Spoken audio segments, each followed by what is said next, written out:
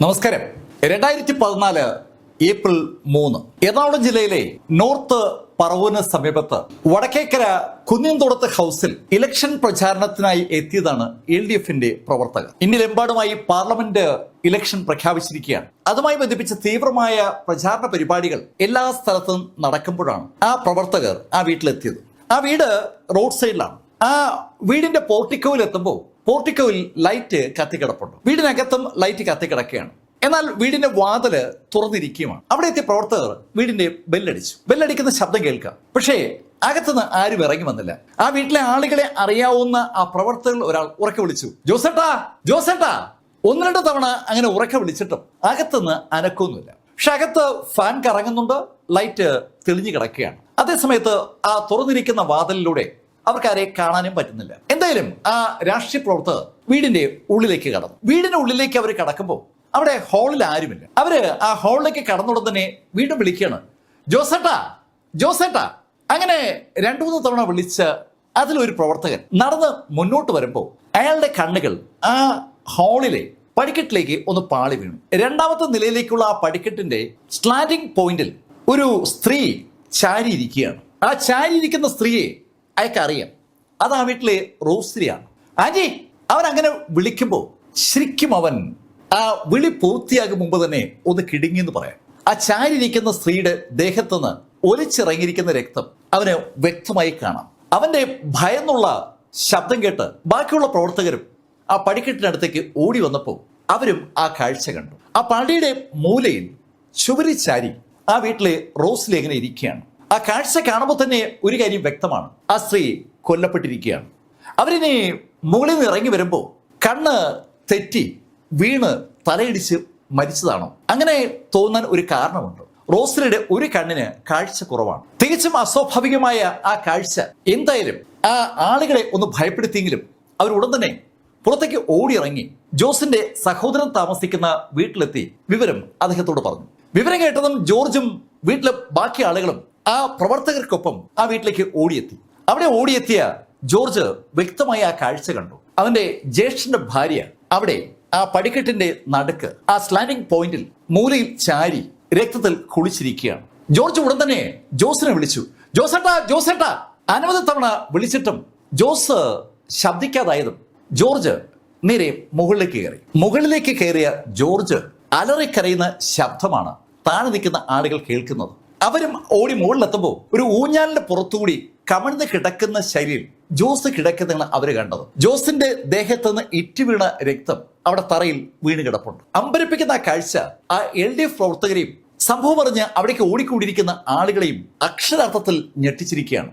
Road ഈ വീടിന് വളരെ അടുത്താണ്. സംഭവം ഇതിനിടയിൽ റോഡിൽ പല ആളുകളും അറിഞ്ഞു കഴിഞ്ഞു. അവരൊക്കെ അങ്ങോട്ടേക്ക് ഓടി വന്നു. എന്തായാലും അധികം സമയം കഴിയുമ്പോൾ വിവരം വടക്കേക്കര പോലീസ് സ്റ്റേഷനിൽ അറിഞ്ഞു. വിവരം അറിഞ്ഞ ആ നിമിഷം തന്നെ വടക്കേക്കര പോലീസ് മുകൾ തട്ടിലുള്ള ആളുകളെയും വിവരം അറിയിച്ചു. ആലുവ DYSP സനൽകുമാർ, അതുപോലെ SP സജീഷ് ബിനോയ് തുടങ്ങിയ ആളുകളൊക്കെ വിവരം അറിഞ്ഞു. പോലീസ് സംഘം ഘട്ടം ഘട്ടമായി അവിടേക്ക് പാഞ്ഞെത്തുകയാണ്. അവിടെ പോലീസ് എത്തി ക്രൈം സീൻ സീൽ ചെയ്ത് ആ വീടിനകത്തേക്ക് സാവധാനം കടക്കുമ്പോൾ അവർ കാണുന്നത് അക്ഷരാർത്ഥത്തിൽ ഞെട്ടിക്കുന്ന കാഴ്ചയാണ്. തലയിലും കഴുത്തിലും വളരെ ഷാർപ്പായിട്ടുള്ള എന്തോ ഒരു ആയുധം ഉപയോഗിച്ച് ആക്രമിക്കപ്പെട്ടതിന്റെ ഫലമായിട്ടാണ് റോസ്ലി കൊല്ലപ്പെട്ടിരിക്കുന്നത്. റോസ്ലി ചാരിയിരിക്കുന്ന ആ സ്റ്റാൻഡിംഗ് പോയിന്റിൽ നിന്ന് നേരെ മുകളിലേക്ക് കയറുമ്പോൾ ആ 2ാമത്തെ നിലയിലെ മുറികളും ഒരു ഹാളുമാണ്. അവിടെ മുറികളിലൊക്കെയും രക്തത്തിന്റെ സാന്നിധ്യമുണ്ട്. അവിടെ മുകളിലുണ്ടായിരുന്ന ജോസിനെ അക്രമികൾ അല്ലെങ്കിൽ അക്രമി ഓടിച്ചിട്ട് വെട്ടി കൊലപ്പെടുത്തുകയായിരുന്നു. അക്രമിയുടെ കയ്യിൽ നിന്ന് രക്ഷപ്പെടാനായി ജോർജ് ഒരു ശ്രമം നടത്തുന്നതിന്റെ എല്ലാ ലക്ഷണങ്ങളും അവിടെ കാണാനുണ്ട്. ഈ സമയമായപ്പോൾ SP ഉൾപ്പെടെ എല്ലാവരും സംഭവ സ്ഥലത്ത് എത്തിക്കഴിഞ്ഞു. ഫോറൻസിക് ടീമും ഡോഗ് സ്ക്വാഡും എല്ലാം ഘട്ടം ഘട്ടമായി അവിടെ എത്തുകയാണ്. വളരെ അറിയപ്പെടുന്ന ഒരു കുടുംബമാണ് ജോസിന്റെ കുടുംബം എന്ന് പറയുന്നത്. ജോസ് ഗവൺമെന്റിൽ വളരെ ഉയർന്ന ഉദ്യോഗം വഹിച്ച ഒരാളാണ്. അതിനുശേഷം വിദേശത്ത് ഒത്തിരി നാള് വർക്ക് ചെയ്ത് സാമാന്യം നല്ല വിധത്തിൽ ധനം സമ്പാദിച്ച ജോസിന്റെ കുടുംബം ഈ വടക്കേക്കര ഭാഗത്ത് സകലരും അറിയും. ജോസിന് 2 മക്കളാണ് ഉള്ളത്. പെൺകുട്ടി ഗൾഫിലാണ്, മകൻ ബിസിനസ്സുമായി വടക്കേന്ത്യ ഭാഗത്തൊക്കെയാണ്. ആ കാര്യവും ആളുകൾക്കൊക്കെ അറിയാം. എന്തായാലും അന്ന് വൈകുന്നേരത്തിന് മുമ്പ് തന്നെ പോലീസ് നായ ആ വീട്ടിൽ നിന്ന് മണം പിടിച്ചതിന് ശേഷം വീടിന്റെ പുറത്തേക്ക് ഇറങ്ങി ഓടി ഒരു കാർ വർക്ക്ഷോപ്പിന്റെ അതുവരെ ഓടിയെത്തി. അതിനുശേഷം ആ നായ്ക്ക് എങ്ങോട്ട് പോകണമെന്ന് അറിയാൻ പറ്റാത്ത ഒരു അവസ്ഥയാണ്. ആളുകൾ ഈ നായ്ക്കൊപ്പം ഓടിയെത്തിയെങ്കിലും നായ അവിടെ നിന്നോടുകൂടി ആ നായ വെച്ചുള്ള അന്വേഷണം അവിടെ സ്റ്റോപ്പ് ആവുകയാണ്. ഫോറൻസിക് ടീം അകത്തുള്ള വിരലടയാളങ്ങളും മറ്റ് സംവിധാനങ്ങളൊക്കെ പരിശോധിക്കുന്നുണ്ട്. അകത്ത് മോഷണം നടന്നതിന്റെ ഒരു ലക്ഷണവും കണ്ടില്ല എന്ന് വൈകുന്നേരം പത്രങ്ങളോട് സംസാരിക്കുമ്പോൾ കമ്മീഷണർ വ്യക്തമാക്കുകയും ചെയ്തു. അദ്ദേഹത്തോട് കാര്യങ്ങൾ തിരക്കിയപ്പോൾ അദ്ദേഹത്തിന്റെ സംഭാഷണത്തിൽ അവര് സംശയിക്കുന്ന ആളെ കുറിച്ചുള്ള സൂചന കടന്നു വരികയാണ്. ആ സൂചന പിറ്റേ ദിവസത്തെ പത്രത്തിൽ വലിയ വാർത്തയായി വന്നു. പീഡന കേസിലെ പ്രതിയുടെ മാതാപിതാക്കൾ വെട്ടേറ്റ് മരിച്ചു എന്നാണ് ആ വാർത്ത. പീഡന കേസിലെ പ്രതി എന്ന് പത്രങ്ങൾ പറഞ്ഞത് ജോസിന്റെ പുത്രൻ റോജോയെ കുറിച്ചാണ്. റോജോ ഒരുപാട് സ്വത്തുക്കളുള്ള ജോസിന്റെ ആ പുന്നാര മകൻ എന്ന നിലയിൽ സകലരും അറിയുന്ന ആളായിരുന്നു. പക്ഷെ ഇടയ്ക്കെപ്പോഴോ അവൻ ബിസിനസ്സിലേക്ക് തിരികെയും ധാരാളം കാശ് ആ ബിസിനസ് വഴി ഉണ്ടാക്കുകയും ചെയ്തു. പല സ്ഥലത്തും സ്ഥലങ്ങളൊക്കെ വാങ്ങിയ റോജോ വടക്കേ ഇന്ത്യയിൽ റിയൽ എസ്റ്റേറ്റുമായി ബന്ധപ്പെട്ട ബിസിനസ് ആക്ടിവിറ്റീസിൽ സജീവമായിരുന്നു. അതിനിടയിൽ എപ്പോഴോ മൾട്ടി ലെവൽ മാർക്കറ്റിംഗുമായി കണക്ട് ചെയ്ത് ഏതോ ഒരു ടീമിന്റെ ഭാഗമായി മാറിയ റോജോ അനവധി ആളുകളുടെ പണം ആ മൾട്ടി ലെവൽ മാർക്കറ്റിംഗ് കമ്പനിയിലേക്ക് നിക്ഷേപിച്ചപ്പോൾ ആ നിക്ഷേപകർക്ക് ആ കമ്പനി പൊട്ടിപ്പോ വൻ നഷ്ടമുണ്ടായി. സ്വാഭാവികമായിട്ട് റോജോ പറഞ്ഞതിന്റെ അടിസ്ഥാനത്തിലാണ് പണം നിക്ഷേപിച്ചെന്ന് പറഞ്ഞ ആളുകൾ റോജോയെ പിടികൂടുമ്പോൾ ഓട്ടോമാറ്റിക്കായിട്ട് ഒരു മണി ചെയിൻ കമ്പനിയുടെ ഭാഗമായി റോജോ നിന്നതുകൊണ്ട് പണം പോയ ഒരു വാർത്തയാണ് പുറത്തു വന്നത്. റോജോ പലർക്കും പണം കൊടുക്കേണ്ട ഒരു ഘട്ടമുണ്ടായി. നാട്ടിൽ നിൽക്കാൻ പറ്റാതെ റോജോ നാട് വിടുന്നതിനെ കുറിച്ച് ആലോചിക്കപ്പോഴാണ് വേറൊരു കേസ് റിപ്പോർട്ട് ചെയ്യപ്പെട്ടത്. ധനാഢ്യയായ ഒരു സ്ത്രീയെ ഒരു സ്ഥലത്ത് വിളിച്ചു വരുത്തി അവരുടെ നഗ്ന ഫോട്ടോകൾ എടുത്ത് അത് വെച്ച് ബ്ലാക്ക്മെയിൽ ചെയ്ത് അവരിന്ന് പണം ഉണ്ടാക്കാനായി റോജോ ശ്രമിച്ചു എന്ന പേരിലാണ് ഒരു കേസ് റിപ്പോർട്ട് ചെയ്യപ്പെട്ടത്. റോജോയ്ക്ക് നാട്ടിൽ നിൽക്കാൻ പറ്റാത്ത ഒരു സാഹചര്യം തന്നെ ഉണ്ടായെന്നാണ് കേസുമായി ബന്ധപ്പെട്ട രേഖകൾ സൂചിപ്പിക്കുന്നത്. ഇയാൾക്ക് എതിരെ ലുക്കൌട്ട് നോട്ടീസും പോലീസ് ഇറക്കിയായിരുന്നു. റോജോ പക്ഷേ ഇതിനിടയിൽ വിദേശത്തേക്ക് കടന്നു എന്നാണ് വാർത്ത. എന്നാൽ റോജയുടെ ഭാര്യ പ്രീജി ഈ സമയത്തും ആ വീട്ടിലുണ്ടായിരുന്നു. റോജയും പ്രീജിയും ഒരു ടീമായി മുന്നോട്ട് പോകുമ്പോഴാണ് റോജോ നാട് വിടുന്നത്. റോജയുടെ ആ കേസ് നടത്താനും മറ്റു കാര്യങ്ങൾക്കുമായി പ്രീജി ജോസിനെ കൊണ്ട് സ്വത്തുക്കൾ എഴുതി വാങ്ങിച്ചു എന്ന ശൈലിയിലേക്ക് ആളുകൾ അടക്കം പറയുന്ന കഥകളൊക്കെ ഈ സമയത്ത് പ്രചരിച്ചിരുന്നു. ആ കഥകൾ അങ്ങനെ പ്രചരിച്ചു വരുമ്പോഴാണ് ജോസ് താമസിക്കുന്ന വീട് 25 ലക്ഷം രൂപയ്ക്ക് ബാങ്കിൽ പണയം വെക്കപ്പെടുന്നു. പണയം വെച്ചത് പ്രീജിയാണെന്നാണ് കഥ. ആ പണം പ്രീജി റിസീവ് ചെയ്തിട്ടും തിരിച്ചടവ് പ്രീജി നടത്തിയതേയില്ല. സ്വാഭാവികമായിട്ടും ധാരാളം എൻക്വയറി നോട്ടീസുകളും പണം തിരിച്ചടയ്ക്കണമെന്ന് പറഞ്ഞുകൊണ്ടുള്ള ബാങ്കിന്റെ ഇൻഡസ്ട്രികളൊക്കെ ജോസിനെ തേടിയെത്തിയപ്പോൾ ജോസ് അതുമായി ബന്ധപ്പെട്ട് കോടതിയിലെത്തി. തനിക്ക് ഒരു ബന്ധവുമില്ലാത്ത കാര്യമാണ് സംഭവിച്ചിരിക്കുന്നത്. അതുകൊണ്ട് തന്നെ ആ സംഭവവുമായി ബന്ധപ്പെട്ട് പണം അടയ്ക്കാൻ തനിക്ക് നിർവാഹമില്ല എന്ന് ജോസ് കോടതിയെ ബോധ്യപ്പെടുത്തിയതും ജോസിന് അനുകൂലമായി കോടതിയുടെ വിധി ഉണ്ടായി. ആ വിധി വന്ന് 2 ദിവസം ആകുമ്പോഴാണ് ജോസും റോസ്ലിയും കൊല്ലപ്പെടുന്നത്. ഈ വിഷയങ്ങളെ ആസ്പദമാക്കിക്കൊണ്ട് SP പത്രക്കാരോട് പറഞ്ഞത് ഈ കേസിൽ പ്രഥമദൃഷ്ടിയാൽ കുറ്റക്കാര് അല്ലെങ്കിൽ പ്രഥമദൃഷ്ടിയ സംശയിക്കപ്പെടുന്ന ആളുകൾ റോജയും റോജയുടെ ഭാര്യ പ്രീജിയുമാണ്. സാധാരണഗതിയിൽ എല്ലാ ആളുകൾക്കും ആ ധാരണ ഉണ്ടാകും. ഒരു കേസിലാണ് ജോസ് പ്രീജിക്കെതിരായി വിധി നേടിയത്. എന്നാൽ ഒരുപാട് കേസുകൾ പ്രീജിയും ജോസും തമ്മിൽ ഉണ്ടെന്നാണ് നാട്ടുകാർ അടക്കം പറയുന്നത്. ഒരുപാട് കേസുകൾ നടക്കുകയാണ്. ഈ പ്രീജി അത്ര സമ്പന്നമായ കുടുംബത്തിൽ നിന്നല്ല ജോസിന്റെ കുടുംബത്തിലേക്ക് വന്നതെന്നും ഒരു ആരോപണമുണ്ട്. ജോസിന്റെ കുടുംബവുമായി ബന്ധം ഉണ്ടാക്കിയതിന് ശേഷമാണ് പ്രീജിയുടെ കുടുംബം പതുക്കെ പതുക്കെ ബിൽഡ് ആവുന്നതെന്നുള്ള കഥയാണ് പൊതുവെ പരക്കുന്നത്. എന്നാൽ പ്രീജിയെ ഒരു നോട്ടപ്പുള്ളിയായി പോലീസും നാട്ടുകാരും കാണുമ്പോൾ കേസിന്റെ അന്വേഷണം ആരംഭിക്കുകയാണ്. ജോസിന്റെയും റോസ്ലിയുടെയും പോസ്റ്റ്മോർട്ടം നടന്നത് ആലപ്പുഴ മെഡിക്കൽ കോളേജിലാണ്. അവിടുത്തെ പോസ്റ്റ്മോർട്ടം റിപ്പോർട്ട് മരണം നടന്നിരിക്കുന്നത് 2-ാം തീയതി രാത്രി 11 മണിയോട് അടുപ്പിച്ചാണെന്നാണ്. പോസ്റ്റ്മോർട്ടം റിപ്പോർട്ടിൽ പറയുന്ന കാര്യങ്ങൾക്ക് അനുസൃതമായ ചില കാര്യങ്ങളൊക്കെയാണ് ആ വീട്ടിൽ ഫോറൻസിക് വിഭാഗവും പോലീസും കണ്ടത്. അടുക്കളയിൽ പച്ചക്കറിയും മറ്റ് സാധനങ്ങളൊക്കെ അരിയാൻ വേണ്ടി എടുത്തു വെച്ചിരിക്കുകയാണ്. ആ വീട്ടിൽ അതിഥികൾ ആരോ വന്നതിന്റെ ഒരു ലക്ഷണമാണ് യഥാർത്ഥത്തിൽ അവിടെ ആ അടുക്കള നിരീക്ഷിക്കുമ്പോൾ പോലീസ് മനസ്സിലാകുന്നത്. അതിഥികൾക്ക് വേണ്ടി ആഹാരം ഉണ്ടാക്കാൻ ജോസിന്റെ ഭാര്യ റോസ്ലി ഒരു ശ്രമം നടത്തിയതിന്റെ ലക്ഷണമുണ്ട്.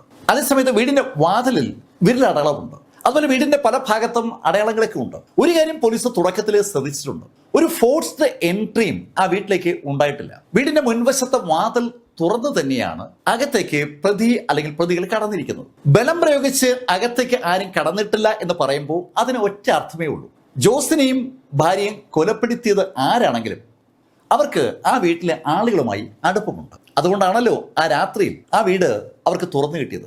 ആരായിരിക്കാം ഈ 2-ാം തീയതി രാത്രി അവിടേക്ക് എത്തിയ ആളുകൾ? അകത്തേക്ക് കടന്നിരിക്കുന്ന ആളുകൾക്കും ഇപ്പോ ഒടുവിൽ കഴിയുന്ന റോജയ്ക്കും തമ്മിൽ എന്തെങ്കിലും ബന്ധമുണ്ടോ എന്ന് പോലീസ് അന്വേഷിച്ചു തുടങ്ങിയാണ്.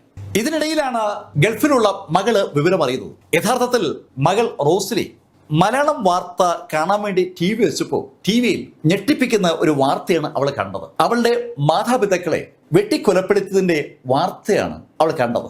അവളും അവളുടെ ഹസ്ബൻഡും ആ വാർത്ത കണ്ട് ഞെട്ടിത്തരിച്ചു പോവുകയാണ്. അവരതിവേഗം ഗൾഫിൽ നിന്ന് നാട്ടിലേക്ക് മടങ്ങിയെത്തി. റോജയെക്കുറിച്ച് ഒരു വിവരവുമില്ല.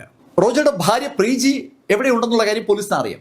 ആ വ്യക്തികൾക്ക് ഈ കേസുമായി ബന്ധമുണ്ടോ എന്ന് അറിയാൻ വേണ്ടി പ്രീജിയുടെ ഫോൺ നമ്പർ പോലീസ് നോട്ട് ചെയ്യുകയും അതുമായി ബന്ധപ്പെട്ട കോൾ ഡേറ്റ റെക്കോർഡുകളും മൊബൈൽ ടവർ ലൊക്കേഷനും ഒക്കെ ശേഖരിക്കുന്ന ഒരു പരിപാടി നടക്കുകയാണ്. അവരുടെ സംശയം പൂർണ്ണമായും പ്രീജിയിലാണ്. റോജയെ കാണാനേ ഇല്ല. തലയ്ക്കുന്ന ദിവസം കോടതിയിൽ പ്രീജിക്കേറ്റ ആ അടി അവളെ ശരിക്കും ദേഷ്യപ്പെടുത്തിയിട്ടുണ്ടാവും. അവൾക്ക് അവളുടെ അമ്മായിയപ്പനും അമ്മായിയമ്മയും ജീവിച്ചിരുന്നാൽ ഒരുപാട് ബുദ്ധിമുട്ടുണ്ടാകും എന്ന് മനസ്സിലായതിന്റെ അടിസ്ഥാനത്തിൽ അവള് കൊട്ടേഷൻ ഗ്യാങ്ങിനെ ഇറക്കി കൊലപാതകം നടത്തിയതായിരുന്നു. ആ ഒരു നിഗമനത്തിലാണ് പോലീസ് എത്തിയിരിക്കുന്നത്. പോലീസിന്റെ ഉന്നത ഉദ്യോഗസ്ഥരൊക്കെ ആ കാര്യം പത്രങ്ങളുമായി പങ്കുവയ്ക്കുകയും പത്രങ്ങൾ ആ ശൈലിയിൽ വാർത്തകൾ കൊടുക്കുകയും ചെയ്യുകയാണ്. ഈ സംഭവം നടന്നുകൊണ്ടിരിക്കുമ്പോഴാണ് തികച്ചും അപ്രതീക്ഷിതമായി ഒരു ടാക്സി ഡ്രൈവർ പോലീസിനെ സമീപിക്കുന്നത്. അയാളുടെ പേര് മണിയപ്പൻ എന്നാണ്. അയാള് പറവൂർ സ്റ്റാൻഡിലെ ടാക്സി ഡ്രൈവറാണ്. 2-ാം തീയതി രാത്രി അയാളുടെ ടാക്സി വിളിച്ച് ഒരാള് പറവൂരിൽ നിന്ന് കോഴിക്കോടേക്ക് യാത്ര ചെയ്തിരുന്നു. ടാക്സി കോഴിക്കോട് എത്താറായപ്പോൾ ഒരു ജുവലറി അടുത്ത് ടാക്സി നിർത്തിച്ച് ആ ജുവലറിയിൽ പോയതിനു ശേഷം മടങ്ങുമെന്ന് അയാൾ പണം ടാക്സി കൂലിയായി കൊടുക്കുകയായിരുന്നു.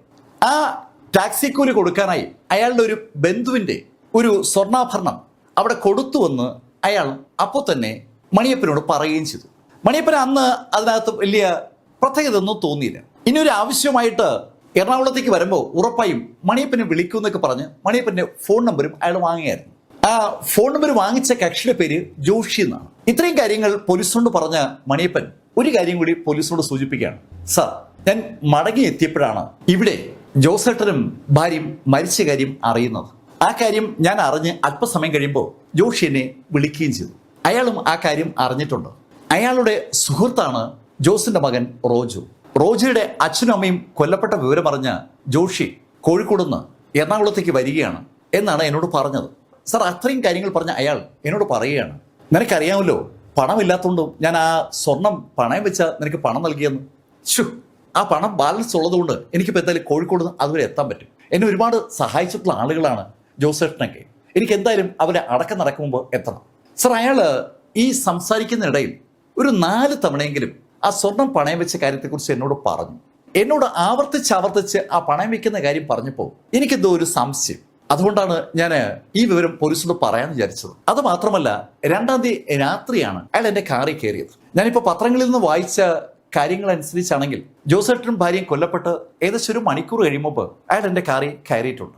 അയാൾ ഇവിടുന്ന് പോകുന്ന വഴിക്ക് കൊടുങ്ങല്ലൂർ ഭാഗത്തേക്ക് ചെന്നിട്ട് അവിടെ ഒരു വീട്ടിൽ നിന്ന് അയാളുടെ മകളെ കൂടെ കൂട്ടിയായിരുന്നു. മകളെ കൊടുങ്ങല്ലൂർ ഭരണി കാണിക്കാൻ വേണ്ടി കൊണ്ടുവന്നതാണെന്നാണ് അയാൾ എന്നോട് പറഞ്ഞത്. മണിയപ്പൻ പറഞ്ഞ കാര്യങ്ങൾ കേട്ടപ്പോൾ പോലീസിനൊരു കൗതുകം.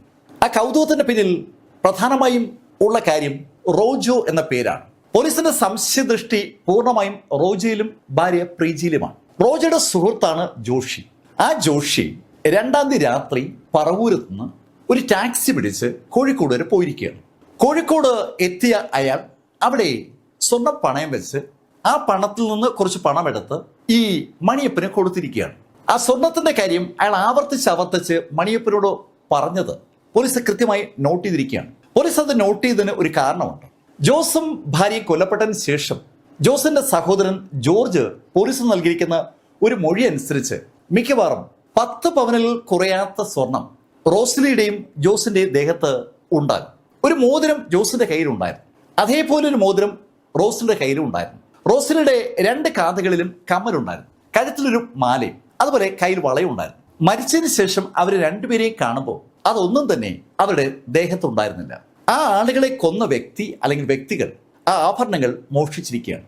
ആ ആഭരണങ്ങൾ മോഷ്ടിക്കാൻ വേണ്ടിയാണ് അവരെ കൊന്നതെന്നുള്ള ഒരു വിശ്വാസം പോലീസിന് തുടക്കത്തിൽ ഉണ്ടായിരുന്നില്ല. കാരണം സാധാരണഗതിയിൽ ഇത്തരത്തിലൊരു കൊല നടന്നു കഴിഞ്ഞാൽ മോഷ്ടാക്കളാണെങ്കിൽ ആ വീട് അരിച്ചു പറക്കും. അങ്ങനെ ഒരു അരിച്ചു പറക്കൽ പ്രക്രിയ അവിടെ നടന്നിട്ടേയില്ല.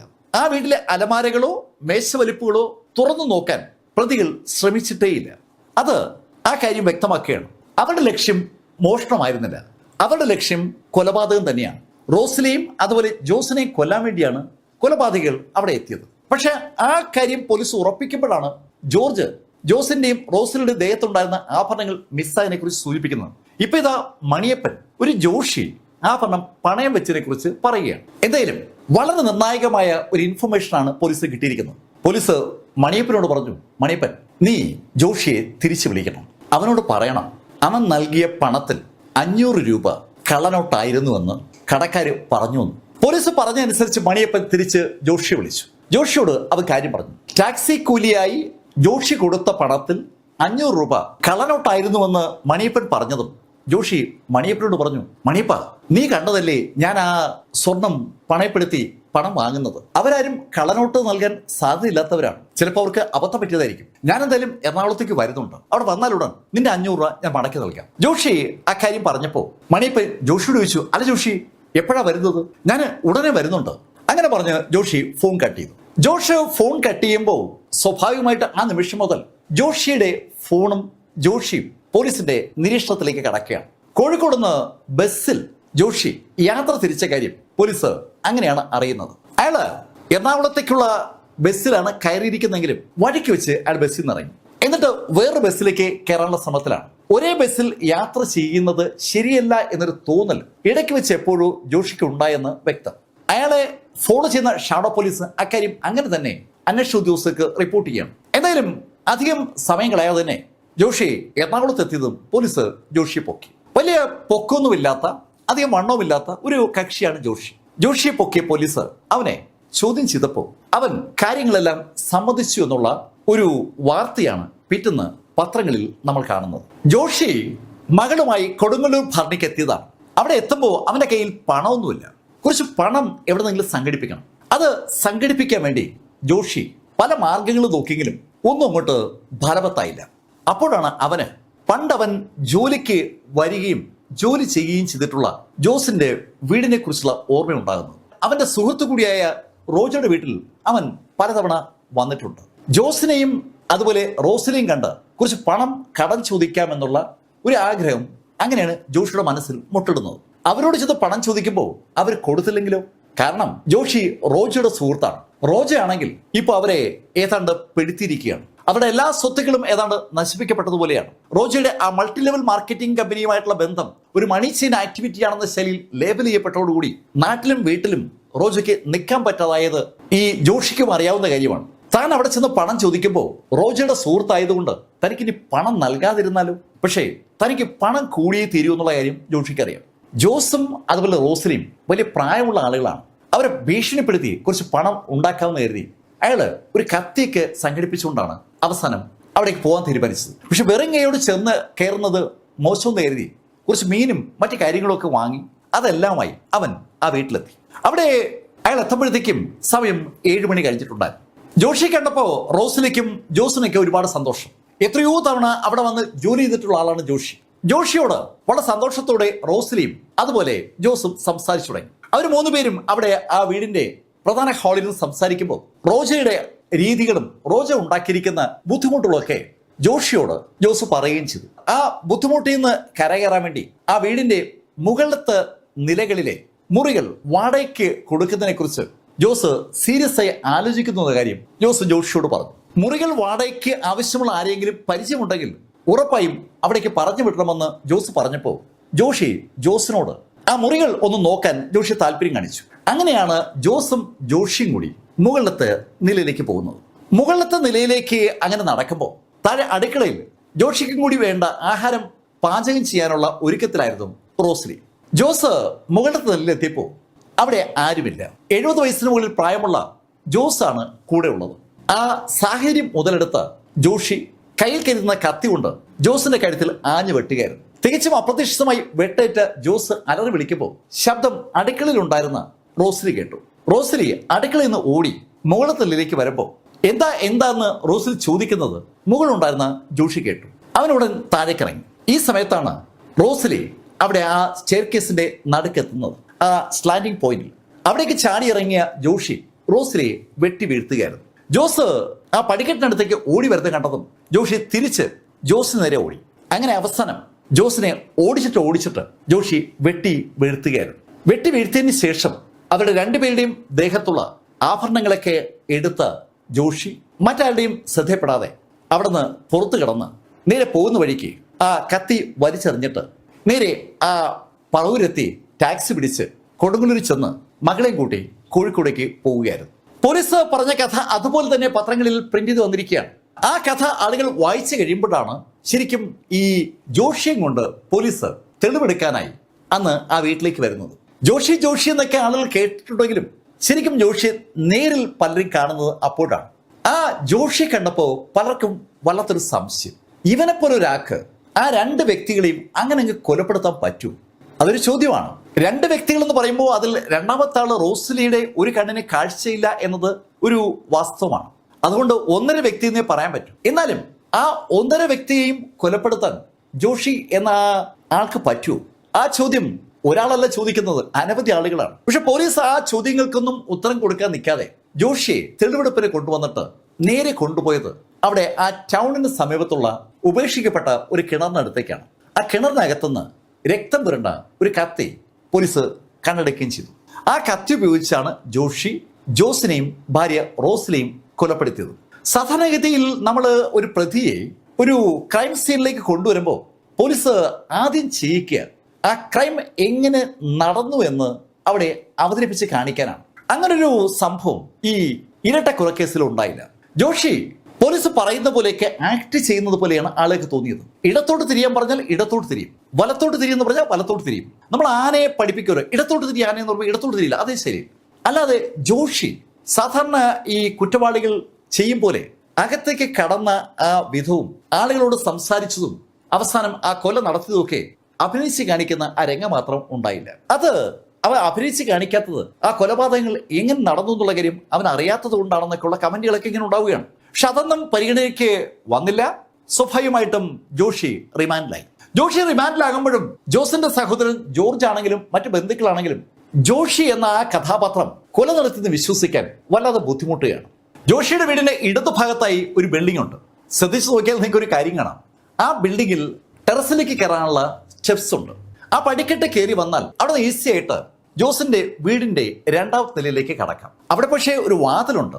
ആ വാതിൽ ഉള്ളിൽ നിന്ന് ആരെങ്കിലും തുറന്നു കൊടുത്താൽ ആ ടെറസിലൂടെ ഈസി ആയിട്ട് രണ്ടാമത്തെ നിലയിലേക്ക് ആർക്ക് വേണമെങ്കിലും കടക്കാം. അങ്ങനെ കടന്ന ആളുകൾ ആരോ നടത്തിയ കൊലയാണ് ശരിക്കും സംഭവിച്ചിരിക്കുന്നതെന്നാണ് ഈ ബന്ധുക്കളുടെ ഭാഷ്യം. അവർ പറയുന്നത് ആ വാതിൽ തുറന്നു കൊടുത്തത് ഉറപ്പായും ജോഷി തന്നെയായിരിക്കും. അല്ലാതെ ജോഷി വിചാരിച്ചാൽ ആ രണ്ടുപേരെയും വെട്ടി വീഴ്ത്താൻ പറ്റില്ല. അങ്ങനെ അവർ പറയുന്നതിന് ഒരു കാരണം കൂടിയുണ്ട്. ഈ ജോസിന്റെ ഭാര്യ റോസ്ലി മരിച്ച് ഇരുന്ന ആ സ്ഥലത്ത് അല്പം മുകളിലായി ഒരു കാൽപ്പാടുണ്ട്. അതൊരു ബൂട്ടിന്റെ കാൽപ്പാടാണ്. ആ ബൂട്ടിന്റെ കാൽപ്പാട് അവിടെ പതിയണമെങ്കിൽ ആ ബൂട്ട് ധരിച്ച ഒരാൾ അവിടെ എത്തണം.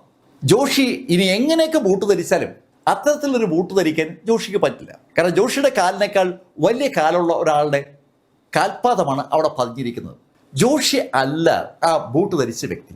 ജോഷിക്ക് പുറമെ വേറെ ആളുകൾ അവിടെ ഇൻവോൾവ് ആകാൻ സാധ്യതയുണ്ട്. അങ്ങനെ പറയുന്ന ആ ബന്ധുക്കളും അതുപോലെ തന്നെ നാട്ടുകാരും ഒരു കാര്യം വല്ലാതെ ചൂണ്ടിക്കാണിക്കുന്നുണ്ട്. അത് ആ പോലീസ് നായുമായി ബന്ധപ്പെട്ട കേസാണ്. ആ വീട്ടിലെ ആ കൊല്ലപ്പെട്ട ആളുകളുടെ ബോഡിയിൽ നിന്ന് മണം പിടിച്ച് ചുറ്റുവട്ടത്തേക്ക് കറങ്ങിയതിന് ശേഷം ആ നായ ഓടി എത്തിയത് ഒരു വർക്ക്ഷോപ്പിന്റെ അടുത്താണ്. പക്ഷേ പോലീസ് ആ കത്തി കണ്ടെത്തിയത് ടൗണിലുള്ള ഒരു പൊട്ടക്കിണറ്റിൽ നിന്നാണ്. ആ ഭാഗത്തേക്ക് പോലീസ് നായ പോയിട്ടേയില്ല. സാധാരണഗതിയിൽ പ്രതി കത്തി എറിഞ്ഞ സ്ഥലം ചൂണ്ടിക്കാണിച്ച് കൊടുക്കേണ്ട പദവും ഇവിടെ അങ്ങനെയല്ല. പോലീസ് പ്രതിക്ക് കത്തിയെറിഞ്ഞ സ്ഥലം ചൂണ്ടിക്കാണിച്ച് കൊടുത്തതുപോലെ തോന്നുന്നു എന്നാണ് നാട്ടുകാരുടെ ഭാഷ്യം. അതായത് എല്ലാം പ്ലാൻഡ് ആണ്. ജോഷിക്ക് പക്ഷേ ഈ കേസിൽ ബന്ധമുണ്ട്. ആ കാര്യത്തിൽ നാട്ടുകാർക്കോ ബന്ധുക്കൾക്കോ സംശയമില്ല. അതിന്റെ കാരണം ജോഷിയെ ഫോളോ ചെയ്ത പോലീസ് കോഴിക്കോടുന്ന് ജോഷി പണയം വെച്ച് ആ ആഭരണങ്ങൾ കണ്ടെത്തിയെന്നുള്ളതാണ്. അതിനും അപ്പുറത്ത് ആ പണം ഉപയോഗിച്ച് ജോഷി വീട്ടിലേക്ക് ടിവിയും അനുബന്ധ സംവിധാനങ്ങളൊക്കെ വാങ്ങിയതും ഇതേ ദിവസമാണ്. അതൊക്കെ തെളിവായി പോലീസ് എടുത്തിട്ടുണ്ട്. ആ ആഭരണങ്ങൾ ജോസിന്റെയും ഭാര്യ റോസ്ലിയുടേതാണെന്ന് അവരുടെ മകള് തിരിച്ചറിയുകയും ചെയ്തു. ജോഷി ആണ് ആ ആഭരണങ്ങൾ അവിടെ എത്തിച്ചതെന്ന് ജുവലറിക്കാർ മൊഴി കൊടുത്തിരിക്കുന്നതുകൊണ്ട് ജോഷിക്ക് അതിൽ നിന്ന് ഒഴിയാനും പറ്റില്ല. ജോഷിയും ആ ആഭരണങ്ങളുമായി ബന്ധമുണ്ട സ്ഥിതിക്ക് ആ ആഭരണങ്ങൾ ധരിച്ചിരുന്ന ആ വ്യക്തികളുടെ മരണവുമായി ജോഷിക്ക് ബന്ധം ഉണ്ടായേ പറ്റൂ. പക്ഷെ ജോഷി പോലീസിന്റെ ഭാഷ്യത്തെ എതിർത്ത് ഒന്നും പറയുന്നുമില്ല. അയാൾ യഥാർത്ഥത്തിൽ റോജയുടെ സുഹൃത്താണെങ്കിൽ റോജയ്ക്ക് വേണ്ടി മാപ്പുസാക്ഷി ആകുന്നതാണോ? അതാണ് ചോദ്യം. അതിനൊപ്പം നാട്ടുകാരും ബന്ധുക്കളും ചോദിക്കുന്ന ആ ചോദ്യം ഉണ്ടല്ലോ, ആ ബോട്ടിനെ കുറിച്ച് FIR-ൽ ഒരു പരാമർശവും ഇല്ല. ഈ കേസ് കോടതിയിൽ എത്തുമ്പോൾ കോടതിയിൽ അവതരിപ്പിച്ച ആ കുറ്റപത്രത്തിലും ആ ബോട്ടിനെ കുറിച്ച് സൂചനയില്ല. എന്തുകൊണ്ടായിരിക്കാം ആ ബോട്ടിന്റെ കാര്യം പോലീസ് സൂചിപ്പിക്കാത്തത്? അവിടെ ഒരു ബോട്ടിന്റെ അടയാളം ഉണ്ടെങ്കിലും ആ ബോട്ടും ഈ കൊലപാതകവും തമ്മിൽ ബന്ധമില്ല എന്ന് പോലീസിന് തോന്നിയതുകൊണ്ട് പോലീസ് അത് മുഖവിലേക്ക് എടുക്കാത്തതാണെങ്കിലോ? ബോട്ടിന്റെ അടയാളം പല വീട്ടിലും പല രീതിയിലും പതിയാമല്ലോ. പോലീസ് അതിൽ വലിയ താല്പര്യം കാണിച്ചില്ല എന്നത് സത്യമാണ്. എന്നാൽ പ്രതിയുമായി ബന്ധപ്പെട്ട വിചാരണ നടപടികൾ കോടതിയിൽ നടക്കുമ്പോൾ ഇവിടെ ഈ ജോസിന്റെ മകള് ഒരു കാഴ്ച കണ്ടു. അവളുടെ അമ്മയുടെ കല്ലറയിൽ അർപ്പിച്ചിരുന്ന പൂക്കളൊക്കെ ദൂരേക്ക് വലിച്ചെറിഞ്ഞിരിക്കുകയാണ്. ആ കല്ലറയുടെ പുറത്ത് ബൂട്ട് കൊണ്ട് ചവിട്ടിയ പാടുകൊണ്ട്. റോസ്ലി കൊല്ലപ്പെട്ട ദിവസം റോസ്ലിയുടെ തലയ്ക്ക് മുകളിലായി കണ്ട അതേ ബൂട്ടിന്റെ അടയാളം ഇവിടെ ഈ കല്ലറയിൽ കാണുകയാണ്. അന്ന് ആ ബൂട്ട് ധരിച്ചിരുന്നതും കൊല നടത്തിയതും ജോഷിയാണെന്ന് വാദത്തിന് സമ്മതിച്ചാലും ഈ കല്ലറയിൽ ആ ബൂട്ട് എങ്ങനെ വരും? ജോഷി ഇപ്പോൾ ജയിലിലല്ലേ? ജയിലിൽ കിടക്കുന്ന ജോഷി ആ രാത്രി അവിടെ വന്ന് ആ കല്ലറയിൽ അങ്ങനെ ചവിട്ടുമെന്ന് പറഞ്ഞാൽ അതെന്തായാലും വിശ്വസനീയമല്ല. ഒരാള് പുറത്തുണ്ട്. അത് ആരാണ്? ആ ആൾക്ക് റോസ്ലിയോട് ശരിക്കും വിരോധമുണ്ട്. അല്ലെങ്കിൽ അതേ ബോട്ടിന്റെ അടയാളം അവിടെ ജോസിന്റെ അടുത്തൊക്കെ കാണണ്ടേ?